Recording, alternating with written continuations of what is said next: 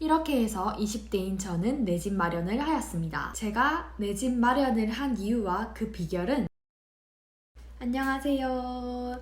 스콩입니다.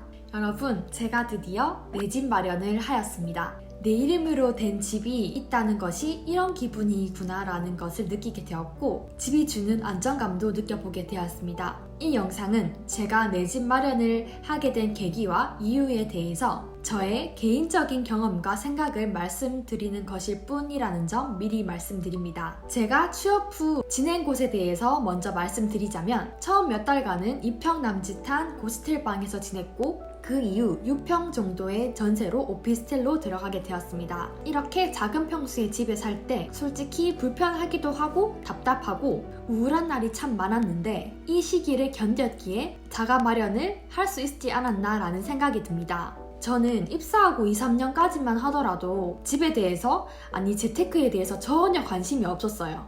회사 집이 다였고 야근도 잦았고 월급날만 기다리고 월급만으로 생활해도 딱히 불편함이 없었습니다. 지극히 평범한 직장인이었죠.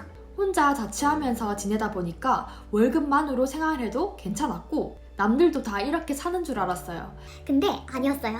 그리고 저는 나이가 조금씩 먹어가면 자연스럽게 내 집, 내 차 이런 것들이 생길 것이라고 생각했습니다. 어디서 나오는 자신감인지는 모르겠지만 나이가 들면 자연스럽게 생기겠지, 사겠지, 뭐 이런 마인드. 그거 아시죠? 사람들은 자기가 아는 것만 알고 보는 것만 본다는 거. 그 밖에 세상이 있음에도 불구하고 내가 알지 못하고 가보지 않았기 때문에 없는 것으로 여기는 건 말이죠. 따분물 안의 개구리가 저였습니다. 그러다가 어느 날 회사 주변 동료분들 중에 집을 샀다는 이야기를 들으면 놀랍기도 했지만 처음에는 솔직히 에이 뭐 벌써 20대의 집이라고? 집값이 몇 억이라는 이야기를 들으면 내가 저 돈이 어딨어 라고 생각하면서 나는 아직 돈을 더 모아야 한다고 생각을 했습니다. 대출이라는 제도가 있는 것은 알았지만 대출은 가까이 하면 안 된다고 생각을 했습니다.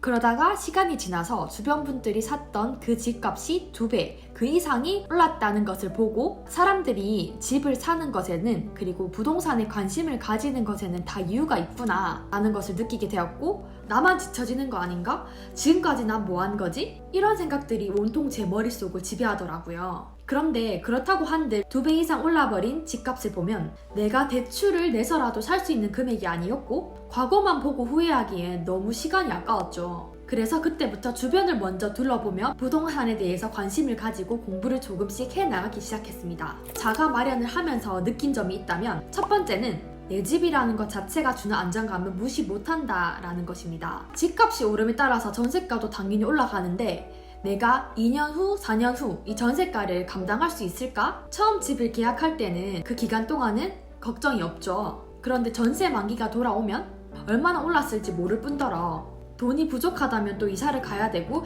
그것이 무한 반복. 이렇게 불안하게 살고 싶지는 않았습니다.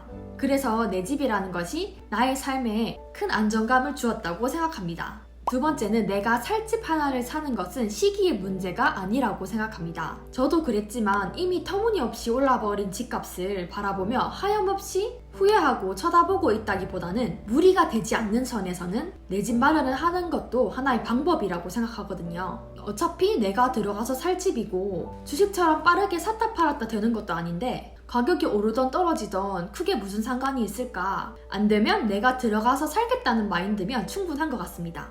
내가 원하는 가격의 집값이 오기만을 계속해서 기다리는 것은 시간 낭비라고 생각합니다. 지금 이 시기에 부동산에 관심을 가져보는 것은 어떨까요? 마지막으로 세 번째는 대출을 잘 활용하기입니다. 대출에 대해서 무지할 때는 대출은 받으면 안 되는 것이라고 생각을 했고 내가 어떻게 이 큰 돈을 앞으로 갚아나가지? 라는 걱정이 앞섰습니다. 그러나 주택담보대출의 경우 내가 현재 빌린 돈을 30년, 35년 분할로 나누어 갚는 것임을 생각해 보았을 때 현재의 10,000원이 미래 10년 후의 10,000원과 같은 가치를 지닐까요? 저는 아니라고 생각합니다. 화폐의 가치는 계속 떨어지기 때문인데요. 10년 전의 10,000원과 지금의 10,000원을 비교해봐도 알겠죠? 제가 꼬꼬마 시절에 버스비가 200원일 시절이 있었는데 그러니 이런 대출을 잘 활용하면 큰 부담이 되지 않는 선에서 내 집 마련을 하는데 큰 도움이 될 수 있습니다. 그러나 다시 한번 강조하지만 무리가 되지 않는 선에서 대출을 하셨으면 합니다. 그리고 현재는 금리가 계속 올라가고 있는 상황이기 때문에 조금 더 신중하게 자산 계획을 세우시길 바랍니다. 저는 내 집 마련을 하고 나니 부동산에 더 관심을 가지게 되는 것 같습니다. 이번처럼 또다시 후회하지 않으려면 부동산에 대한 관심과 공부를 꼭 해야겠다는 의지가 생기더라고요. 새로 생긴 취미가 있다면 길 가다가 호갱노노 어플을 켜서 아파트 시세를 찾아보고 왜 이 아파트가 이렇게 비싼지에 대해서 생각해보는 것입니다. 정말 좋은 취미 아닌가요? 부동산에 전혀 관심 없던 애가 누가 시키지 않아도 부동산 강의를 듣고 시세를 파악해보고 경제 뉴스를 본답니다. 아마 저희 부모님이 보신다면 얘가 뭐 잘못 먹었나 라고 말씀하실 수도 있을 것 같아요. 요즘 부동산 공부를 더 꾸준히 해 나가고 있는데 더 공부해서 여러분에게 좋은 지식과 정보를 나누도록 하겠습니다. 오늘도 시청해주셔서 감사합니다. 그럼 안녕!